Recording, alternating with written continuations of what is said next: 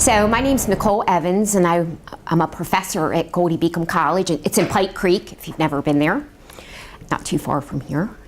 I partnered up with Frank Ingraham on this assignment, and I'll let Frank describe himself. So I'm an adjunct at Wilmington University, the College of Business, the master's level, and strategy and organizations, what I teach typically. I love it. It's absolutely There's great. lots of managers out there, but are they really effective?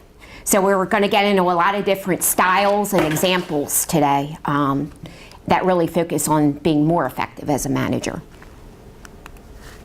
Our objectives, we're going to do an overview and a history of management.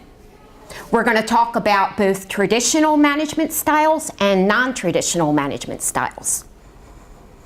And then at that point, Frank's going to kind of take over, and he gets into developing your own personal leadership brand. He has a lot of exercises and worksheets he's going to have you go through.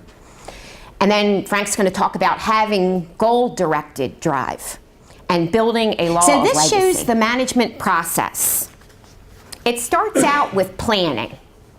So planning is the who, what, when, where, why, and how. You're determining the objectives. You're deciding, what you're trying to do. And all this, some of the specifics. You're really getting your ideas down when you do your planning. And as you can see, it's cyclical. There's arrows going around and around. After planning, you move on to organizing. Effective managers have certain traits. And I'd like you just to maybe jot down about 5 different words to describe traits of an effective manager. At the same time, there are some commonalities too. So example, the first one that I wrote down was active listening. So regardless of the industry that you're in, right? If to be a good manager, an effective manager, to listen to and that interaction, that dialogue, that communication, right? And then to be a role model. So I can't say, oh, we need to do it this way, and then I'm doing something different. Right. I need to be, if I'm saying it and directing it, I need to be following through myself. But there's also team management. That's the second type out of the 3. So with this one, the manager is considered to be a guiding hand. And the manager helps the members of the team work together to solve problems.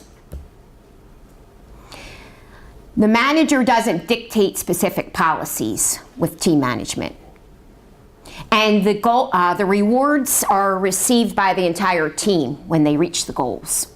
So kind of what comes to mind maybe, and correct me if I'm wrong, GORE, they're a flat structure, right? We use a ladder structure. GORE, there are other managers, there are no, everyone has a title of associate, there are no the bosses, if you will. Yeah. And we all share the success of the enterprise. We do it as a team, we celebrate it. So no matter which type of management style is used by a company, the main objective is always that the manager is to help the company reach the goals. That contentious atmosphere. Who wants to come to work today? Yeah. That's exactly right. We spend so much time at work, more than we do with people, like if you're married, more than with you're only home a couple hours a night, or your kids. They go to bed early, your kids, or you're at work long hours with those people. So you need to be able to get along. So some contemporary management theories or ideas. There's what they call the contingency approach to management. And this basically says that no management style is best. And the way someone manages should change depending on the circumstances they're given. One size does not fit all. Option A, option B.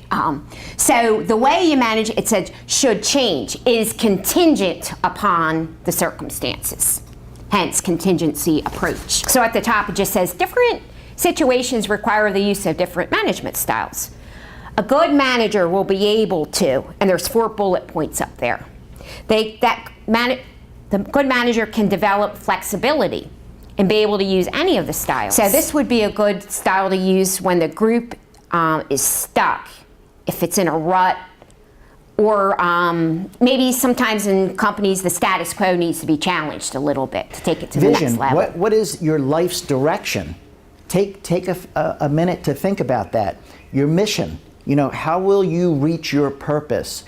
And then just identify one goal that this is June. You still have 6 more months in 2017, what's one thing that you would like to accomplish this year?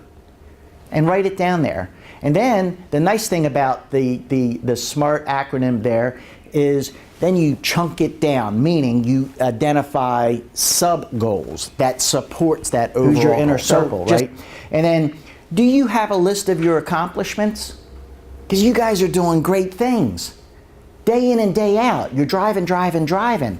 Well, it's a really good practice to track the accomplishments that you are experiencing. You have a lot of successes.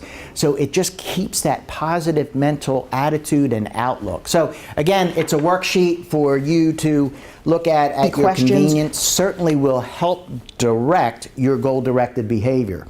So on the back sheet there, if you have, and it's a good, homework, if you give yourself 6 minutes and just do a brain dump and fill out whatever comes to mind. So the first question, to have a really thoughtful exercise. What is it that is going to be said about us once we're long gone? Did we make a difference? I firmly believe that you all are strong leaders. You all are accomplishing great things. And we get to choose. So the last slide here is maintain a positive attitude.